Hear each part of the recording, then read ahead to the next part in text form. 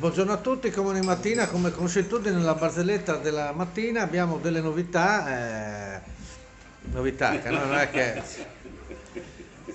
la risata famosa che sentite sottofondo non è quella di Marco, ma ecco qua, è di Vincenzo che saluta tutti i fan. Marco non c'è però Sabrina che noi preferiamo. Sabrina? Ecco, Sabrina che vuole farsi. Sabrina, vuoi salutare i fan? Non so, se vuoi ecco, vieni qua, vieni. quando come.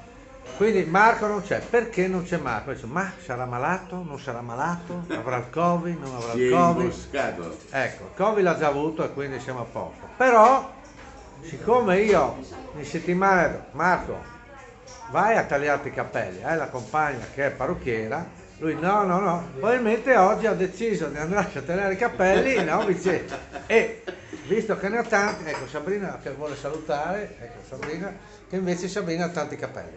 E quindi voleva, e probabilmente ha preso ferie, però manca anche la cameriera. E qua chiudiamo. Allora, oggi dedichiamo Vincenzo Barzettina a degli amici triestini di Trieste, perché certo che a Trieste, un saluto anche a Pillosio con 2 L, Pillosio, anzi se volete, adesso che viene la bella stagione, non andate da Pillosio a fare il tagliando perché è pieno di lavoro. Cioè io pensavo di fare pubblicità, vedete com'è il contrario, poi dico c'è crisi eccetera, lui non ha crisi. Comunque, Vincenzo, allora c'è questo vecchietto che sale nell'autobus a Trieste, sai, col bastone sale nell'autobus pieno di gente, prima del lockdown ancora, no?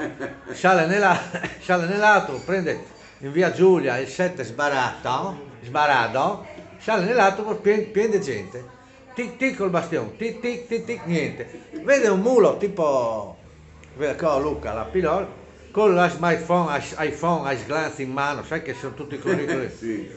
che anzi viene fuori che adesso la nuova patologia dei ragazzi dai 15 ai 30 anni è il problema al pollice, no? Perché si infiamma il pollice.